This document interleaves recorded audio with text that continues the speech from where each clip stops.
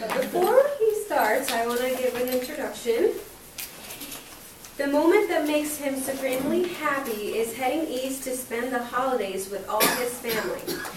Though after 5 days, he's supremely happy to be heading back to Denver and getting the hell away from them.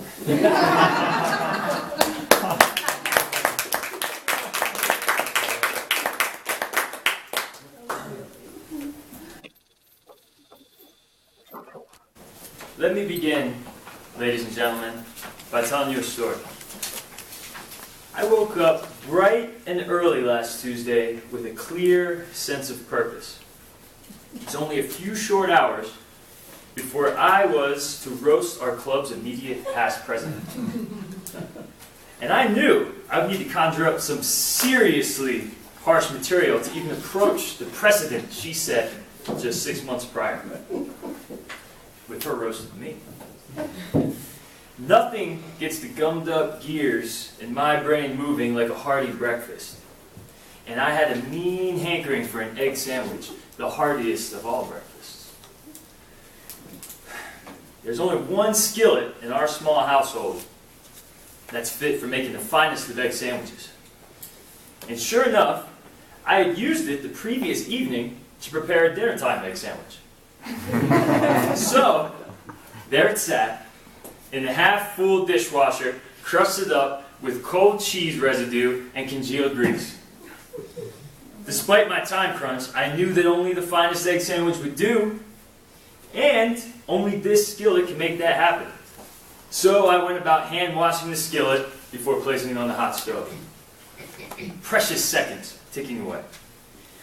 Of course, the finest egg sandwiches require the perfect egg flip. A flip which only the finest spatula can achieve. This spatula, I was sorry to discover, was also sitting soiled in the half-full dishwasher. Oh, my dismay. But that's not it. My favorite plate was there. My lucky mug was there. All of my specialty breakfast gear was sitting there in the half-filled dishwasher. Ugh. So this morning had now fully morphed from one with a single-minded purpose of readying the most devastating roast of all time to one where I was now up to my wrists, up to my elbows even, in dishwater, cursing the existence of our useless dishwasher. This is grievance number 1 of 4 with the noisy, space-wasting, overpriced metal boxes we call dishwashers. Specialty utensils are never clean and available when you need them. And you just end up washing them by hand anyway, and now the crust has had time to solidify. The only things I can count on having when we use the dishwasher is a disposable paper cup from our picnic supplies and a plastic spork I stole from Taco Bell. Here are 3 more reasons to quit while you're behind and sell that dishwasher as scrap. Rinsing the dishes before putting them in the dishwasher uses just as much water as washing them in the first place. The top rack feature doesn't accommodate life-size dishes. I'll explain that later. And after the apocalypse, power and clean water will both be tough to come by.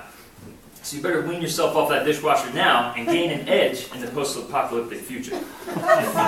The debate over which practice consumes more water, the dishwasher or hand-washing dishes, dates back to our founding fathers. It actually culminated in a duel to the death between Aaron Burr and Alexander Hamilton.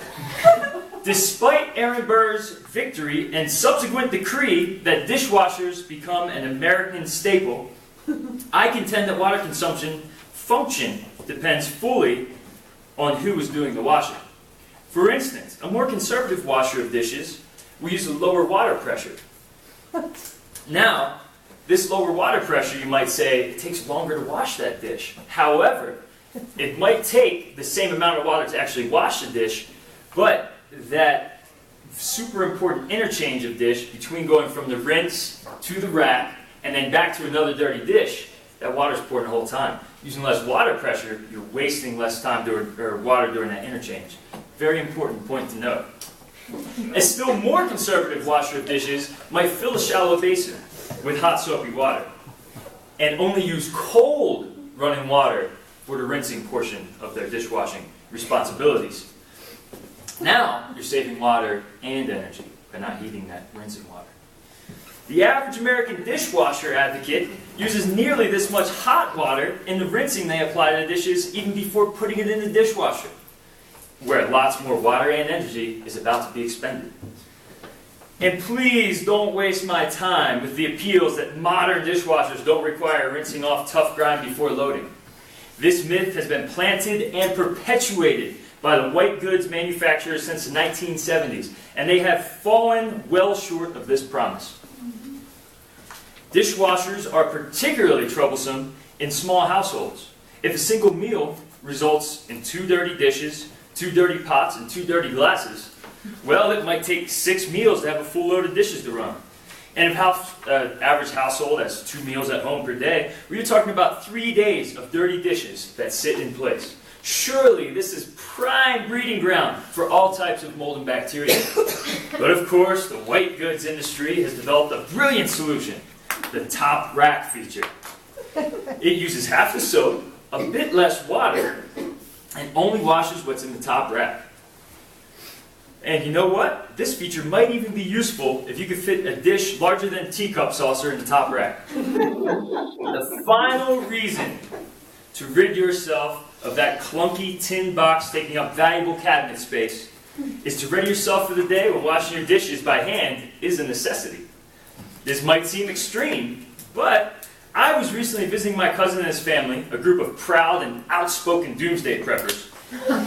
Despite owning a large bunker and enough ammunition to outfit a medium-sized army, I'm completely serious, they are fully dependent on their dishwasher to keep the household running. During my stay, the dishwasher was malfunctioning. Dirty dishes were piling high in the sink. The tension in the air was palpable.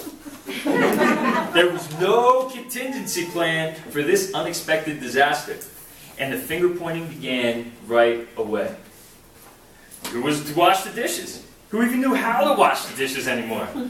With the troops on the verge of mutiny, I stepped in, rolled up my sleeves, and took care of business. Now, is this family really ready for the apocalypse? I think not.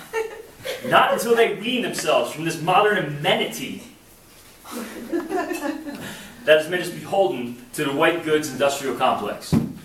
According to a CBS News report, the average cost of a dishwasher is about $600, and its expected life, about 9 years. The best way to increase the lifespan of that investment? Stop using it. Don't let your dishwasher take you to the cleaners. Thank you.